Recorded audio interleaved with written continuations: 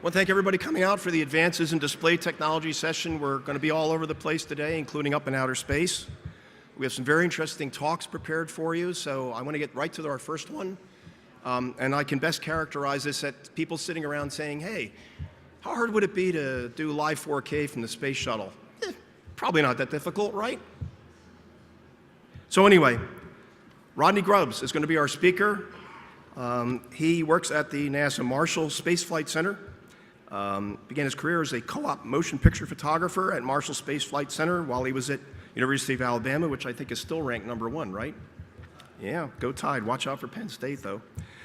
He's currently NASA's Imagery Experts Program Manager, chairs the NASA Digital Television Working Group, which means he's responsible for NASA video distribution architecture, including NASA TV, internet video distribution, principal investigator for flights of HD TV cameras and related experiments. A very, very cool job.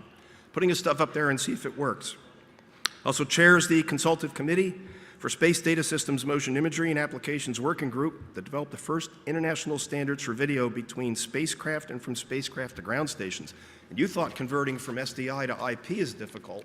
Wait till you see this. So Rodney, come on up, show us how you did it and what you did.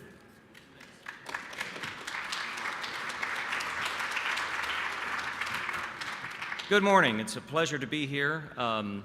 The theme today is that thanks to a lot of the work of many of you in SMPTE and in the industry, we at NASA don't have to go and invent things to make things happen in space. We can utilize the technology that is available commercially. 11 years ago, we did the same thing by demonstrating the first live HD TV downlink from space. And within 2 to 3 years, that became the norm. And today, we routinely stream 6 streams of HD TV from the space station, which is pretty amazing if you think about it. We've made it look so easy now that when we do a live HD interview between, say, the President and the White House and the space station, and it goes off without a hitch, nobody seems to appreciate the magic that goes into making that happen. This paper is going to talk about a project that we demonstrated at NAB for the first live ultra-high definition downlink from the space station. Out of curiosity, were any of you at that NAB session by any chance? I see a few hands. Good. So we're going to talk a little bit about how we pulled that off. Of course, pulling these things off takes a lot of engineering prowess. I want to introduce very quickly my co-author and colleague, Sandy George, who's sitting in the front. And if I get in trouble, she's going to bail me out. So I don't know if many of you know Jared Land with Red Digital Cinema. He's a unique character. When I stand next to him, I feel like a midget. He's like 6'9" or whatever. After the space shuttle stopped flying in 2011, we no longer had the ability to take a very large format camera into space. It's just not enough upmass, is what we call it in space speak. And so we started looking at digital equivalents of large format film cameras. So many of you have probably seen many of the IMAX space films. Those IMAX cameras are very, very large, and the film magazines are very large. It just was not going to be practical to hoist all of that up to the space station after the space shuttles went away. And so we had been having conversations ever since Red first started talking about making a small digital cinema camera. And by 2015, since 2015, we have had a Red digital cinema camera on board the space station. Well, every year at NAB, I usually sit down with Jared, and we sat down in 2016 and said, wouldn't it be cool if we used the Red camera as a source for a live downlink in ultra-high definition? And that conversation, that wouldn't it be cool, is what led to the demonstration that we had. So Red had been thinking about doing some things with live video out of their cameras, and they had a device they call a Redcast, which basically would take 4 1080p outputs, HD SDI outputs. So that's a good start, and we said, okay, that's great, but how are we going to encode this? Well, they had been working with AWS Elemental on some projects together, and so they put a team together with AWS Elemental, And they built for NASA a one-off box that I'll show you a picture of here in a second that would take those four 1080p outputs and encode them with one single H.265 stream. Now, believe it or not, the space station is now an internet node in space. It's fully IP compatible, so anything that looks and feels like traditional internet protocols, UDP streams, for example, when we do HDTV, which we're doing as we speak right now from the space station, it's UDP H.265 MPEG-2 transport stream. So once we were able to make the space station look like an IP node, it sort of opens up the universe for things that we can do. So very quickly, all of these pieces came together. The part of the space station that's known as the NASA National Lab has an agreement with RED to fly these cameras. And so AWS Elemental provided the encoder hardware with the software loaded, and we received that in October of 2016. We were able to certify that for flight very quickly, and by December, it was hand-carried to Japan, and it was hoisted to the space station on the Japanese logistics carrier. All of this happened in very short order for NASA. It used to be, when I started my career, if we were going to fly something new on the space shuttle or the space station, it would take 2 or 3 years to pull that off. Some of my commercial partners from times past, from Sony and Panasonic and Canon, are in the audience today, and they will recall those days that it would take 2 to 3 years before we would fly something. We did this in a matter of months. So let's talk about the hardware a little bit. We decided to fly a new Red Epic Dragon camera instead of using the one that we already had up there. In part, that's because cameras, particularly the sensors, degrade in space in low Earth orbit. There's something called the South Atlantic anomaly, for example. When the station goes through that part during its Earth orbits, the damage from ionizing radiation damages the sensors, and so we decided to fly a new camera so that by the time we did the downlink, which would be a few months later, the camera wouldn't be damaged so much. It also included the RedCast module and the custom encoder. The custom encoder is that little black box with a tag attached to it right there. And of course, you see the flight camera there on your right, and the linkages with 4 HD SDI cables to it, and the interface. We built an interface dongle to make all of that work. This is a lot different than what the crew is normally used to for doing HD downlinks with an HD camera. The Canon 305 is what we currently fly. Within just a few weeks, we had tested this hardware as a single unit just to make sure that it would output live video, and just did all that on a tabletop and shipped it off to Japan as quickly as we possibly could. Then the fun part happened because we weren't able to do an end-to-end test of all of the flight hardware because of the flight schedule. We were in quite a hurry, and so we literally flew it and then tested it once as an end-to-end system once we got it up there. Since it was a demonstration, we have a lot of leeway to fly things and test them instead of trying to simulate everything on the Earth as we did before.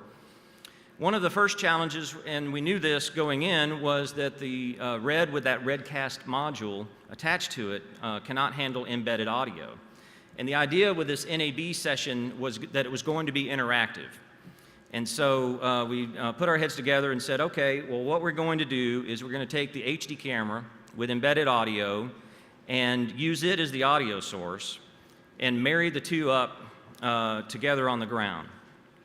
So it's a lot like, if you want to think about it, MOS film and then having a separate audio track and then marrying the two together. Same idea, only instead of a Nagra tape recorder for the audio, we're using the HD camera as the audio source. And there's a picture here I'll show you in a minute where we put the two side by side. So in January of 2017, we first lit this whole system up just to see if we could get that video and audio to the ground and get it back in sync. What we found was that the difference between the latency of the HD camera and the RED camera system was about 4 seconds. And so we had to take both signals to baseband and then put in audio delay in what we call the ACR, the audio control room. That's where if you're going to talk to the space station or do anything with audio with the space station, there's one control room with a big mixing board that handles all of that communication between Earth and the space station. So in that audio control room, we would introduce the delay to the now decoded audio, re-embed it as HDSDI, and then re-embed both with the UHD video, which had been uncompressed, and create another embedded UHD stream that could be then routed to another encoder. From that point, between January of 2017 and April of 2017, we began testing all of the piece parts together. Bit of an eye chart. I hope that that is readable to you guys behind me. We started with, okay, now that we've been able to figure out how we put the audio and the video back together again, can we recompress it and send it somewhere? And so with Elemental's help, we did accomplish that and demonstrated that on site at JSC, and we are using H.265 encoding again. The original encode from the space station was at 18 megabits per second, and then on the ground again, we decided to stick with 18 megabits per second, and it looked quite good. The challenge was, how do we get that to the Las Vegas Convention Center? And this is where the brilliance of my colleague Sandy came in. She said, you know, that UDP H.265 looks just like, as far as routing equipment, just like anything else that we would route. So why don't we route it to our NASA television hub in Atlanta? NASA TV is our satellite hub and production hub for pre-produced programming, and playout is at Encompass in Atlanta, Georgia. And the NASA television architecture already has these existing links. We basically built a wide area network node in Atlanta for Encompass so that we can route live video. So when you're watching HDTV, regular HDTV from the space station, it's being routed to Atlanta to get up to satellite. So sure enough, we tested that, and with a little bit of tweaking, Atlanta confirmed that they could decode that in Atlanta and that they had a good signal. So once we knew that was the case, we knew that we could uplink via satellite and then use satellite reception at the Las Vegas Convention Center and then route it to the room in the Las Vegas Convention Center where we would eventually do the show. Amazon AWS Elemental decided that they wanted a backup. And so we also put in a terrestrial link directly from JSC through Dallas, I believe, Sandy, is that right? And to eventually to Las Vegas, so that we had two streams. One went to Atlanta and using our normal NASA wide area network routing, and then the other was a circuit that we put in place as a backup. End to end, by the time we were testing things in Las Vegas, as we got much closer to the event, we found that the end-to-end latency was 10 seconds. And did I mention earlier this is going to be an interactive conversation? And so a lot of planning had to go into how do you make a 10-second latency event work. And during one of the tests, we were able to basically have Sam Blackman with AWS Elemental, where we introduced 10 seconds of delay on video that we had recorded on the ground just so he could get used to what that was like. You know, when you're watching live TV and there's 2 seconds delay, it gets very awkward. You can imagine if you asked a question of me in a minute and I waited 10 seconds to answer, you'd think I was crazy. But it actually worked out pretty well. AWS Elemental decided they wanted to produce a live UHD show of the entire thing, and so this is a picture of sort of their piece of the puzzle. This was going to be distributed via their cloud architecture, and if you have Amazon Prime at home and you have the UHD Fire, if you go searching for that program, they still have it available, and you can watch the whole thing from end to end on your lovely UHD device that you have at home. One of the tricky parts was how do we communicate to the crew for queuing from the Las Vegas Convention Center. So we set up a telephone hybrid system to be able to talk to Houston ACR, and mix minus was done there at Houston ACR, if memory serves. And we had also tested that as well, and prior to the actual show, we did a quick comm check with the space station so that the podium microphone of Mr. Blackman, he did a call out to the space station, and then 10 seconds later we saw the crew coming back and heard the crew coming back saying, "We read you loud and clear." And Mr. Blackman handled it very, very well, and the program was well received.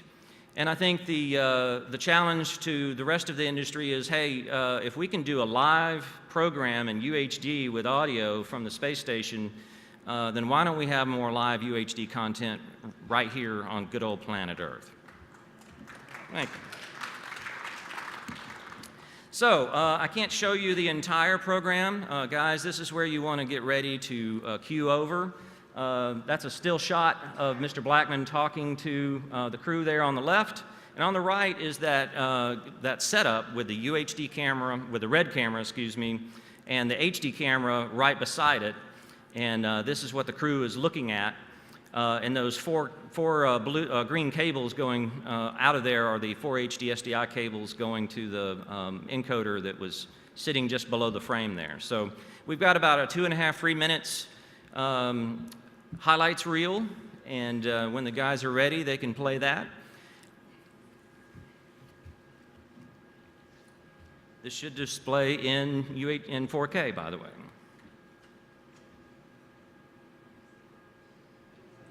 Who's excited? First live 4K transmission from space ever. Station, this is Houston. Are you ready for the event? Yes, we're ready for the event. What is the ISS position in orbit right now? Well, we're just passing over Baja, California, and we're heading in an arc over North America. By the time we finish talking, we'll be over Central Africa. Wow. Amazing, amazing. Now, of course, we're calling from the NAB show here in Las Vegas, where next generation broadcast and production technology comes to life. Are there any films about space that have truly inspired you? Oh, for me, it was definitely The Right Stuff. As a test pilot who, you know, Edwards was my second home. You know the start where he's like flying through the clouds and he's talking about there's a demon that lives on the meter. And then the plane crashes, it explodes, it goes to color. That's just so awesome. And then also Spaceballs, because we're basically flying at ludicrous speed right now. Okay. What do live 4K and Ultra HD help you do on board the ISS in terms of scientific research that you couldn't do before? You know, 4K and Ultra High Def actually make you feel like you're there. I mean, if you look really close, you can probably see into my pores right now. Granted, nobody wants to see there, but everybody wants to see the Earth from this vantage point. And probably the biggest impact that these technologies will have is bringing everyone else on the planet to see these amazing sights that we get to see every day and inspire them to push beyond just living on Earth. And we're going to play ping pong.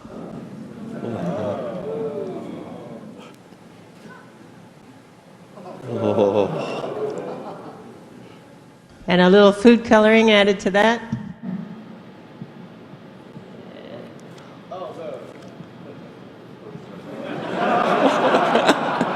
Peggy, Jack, I don't know if you can hear the oohs and ahs in the audience here, but it's tremendous.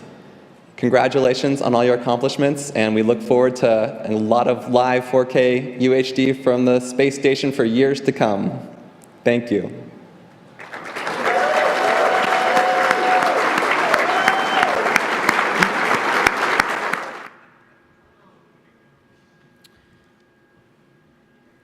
So I should mention, sadly, Sam Blackman, the gentleman that was interacting with the crew, passed away in August, and that was very devastating to, I know, the elemental folks, And for us, we hated to hear it as well. As you could see, he was absolutely giddy being able to talk to the crew. It was a lot of fun putting that demonstration together, but it was really about pushing the envelope a little bit, if you will, in the technology and seeing what we're able to do and see what we could pull off in a short period of time. The system is still on board. The camera that we flew up there for that will be replaced by the new red weapon 8K. So we'll have a challenge there to figure out what to do with 8K, and the file sizes are going to get pretty big. So what's next? On the right there is an animated graphic of the Deep Space Gateway that NASA is now officially talking about. I've been working behind the scenes with a team of my colleagues planning that for several years. It was a concept pitched to the previous administration, but they weren't interested. The new administration seems much more amenable to that. It's an outpost around the moon, and the idea is to use the moon as your launching point for human Mars missions. It makes a lot of sense if you build your spacecraft around the moon. Getting from the moon to Mars with the propulsion needed is a lot less than if you're going to launch the whole thing Apollo style with one rocket or series of rockets.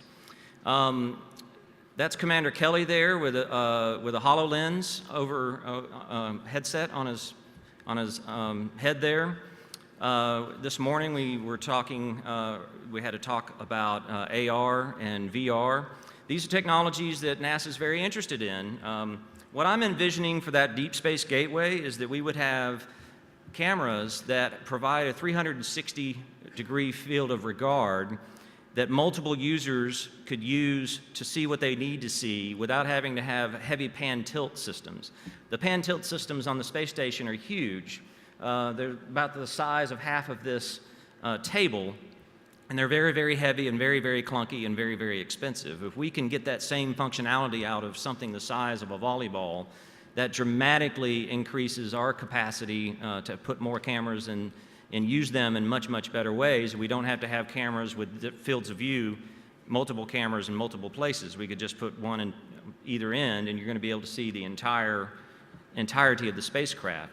Augmented reality is something we're interested in for very practical reasons. Those of you of a certain age should remember the Apollo 13 mission where the crew knew something had happened to their spacecraft, but they really couldn't see it or really couldn't do anything about it until they parted from it and it was floating away and they took pictures of it. Well, imagine if you're on the way to Mars and something happens on board. You know, the way these spacecraft are designed, there's the shell of the spacecraft usually you can't get to. There's equipment and everything in the way. Well, if you could put on augmented reality glasses and see behind the equipment and see the wiring and the structure, then you would be able to figure out, okay, if this is where I think it is, it's right behind that panel, and very quickly go to that particular panel. So there's a lot of practical uses for some of the technologies that are being discussed here. We expect to release a request for information, that's government speak for, hey, industry, we've got some concepts, some things that we'd like to do. Do any of you have any ideas of how we might be able to use that technology in a practical way? So if you're interested in learning more about that and interacting with NASA, again, back to my theme is we're not creating and planning on creating the technology we need. We're planning on partnering with industry to be able to buy what we need and tweak it just a little bit if necessary to use it practically in space. And so with that, I'm assuming we have a question or two, or at least I certainly hope so. So I believe there's a microphone right back there, and we've got about 6 minutes, if I can keep you guys on schedule. My name is Roderick Evenson. I was curious about the sensor's deterioration to radiation. I was wondering about the spectrum of the radiation, the species, and the intensity. Some of that is way above my pay grade. I have a Bachelor of Arts in Film and Broadcasting. I can tell you, however, having studied it and talking to really smart people, we refer to it as ionizing radiation, and there's two primary sources. There's gamma sources that are from all these stars and cosmic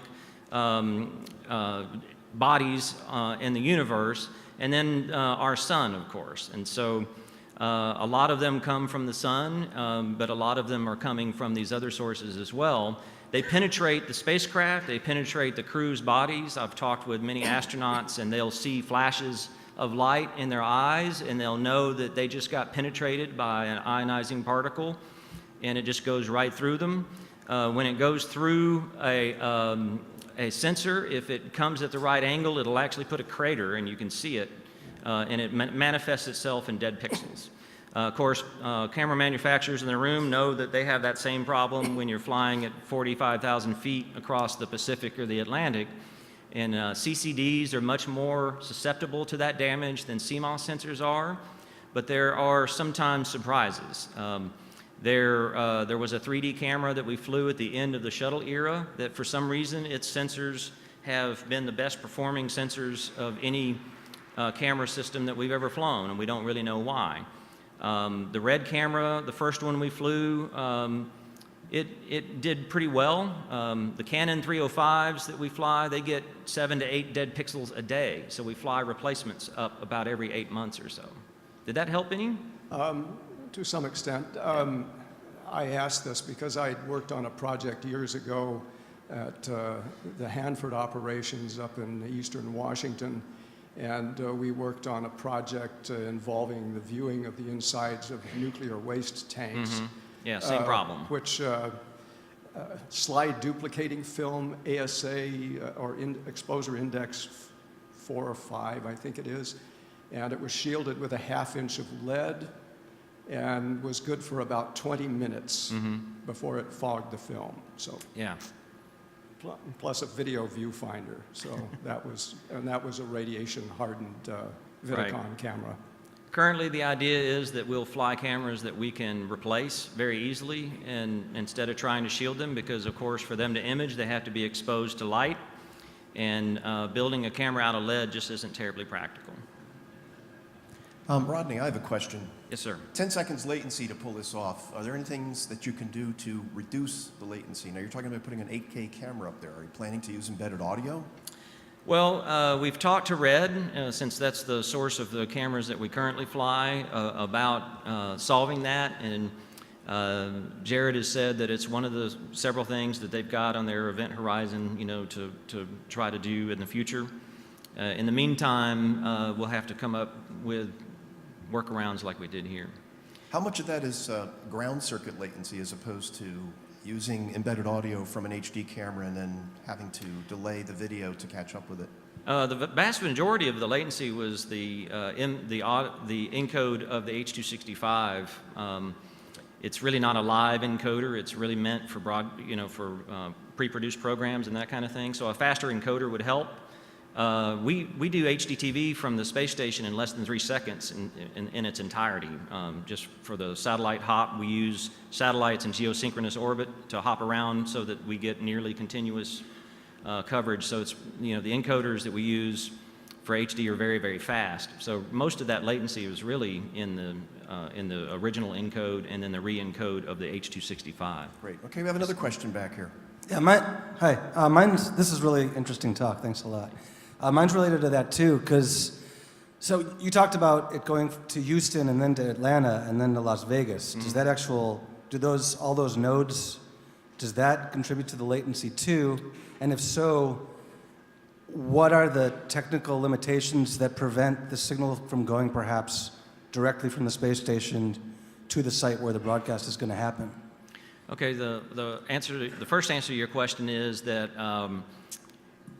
we only had one satellite hop, so a terrestrial circuit from JSC to Encompass is on the less than 1/100th of a second. You know, just regular UDP traffic over terrestrial circuits, right? So the reason we couldn't go straight to the space station from the space station to the Las Vegas Convention Center is because we're using the communications avionics system between the station and Mission Control Houston, and that is a set specific communication path. It uses dedicated tracking and data relay satellites that are received in White Sands, New Mexico, and then we have a link from White Sands to the Johnson Space Center, and that's how Mission Control Houston talks to the station, gets all the telemetry from the station, and that's a fixed thing. We're not going to change that. Word up. Thanks. I haven't heard that phrase in a while. You got time for one more? Very quickly, what bit rate were you getting from the space station down to Earth? So the H.265 was 18 megabits per second, and the HD we do at 8 megabits per second in H.264. So 18 for the H.265. Thank you all.